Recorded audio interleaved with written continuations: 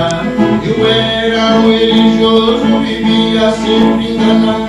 As imagens de escultura eu era idolatrado. Como usaram no pescoço, andava desesperado.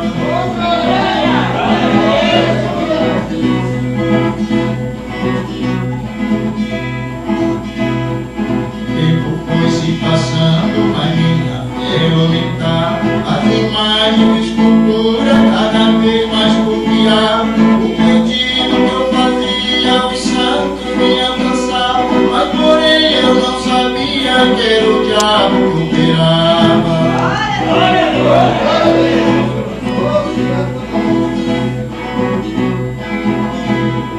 Muitos caminhos errados na minha vida eu andei, mas nenhum desses caminhos felicidade encontrei. Porque hoje estou liberto pelo sangue lá da cruz. Eu conheci a verdade e a verdade é Jesus. Glória a Deus. A todos que estão me ouvindo, convosco quero falar. As imagens de escultura não devemos adorar.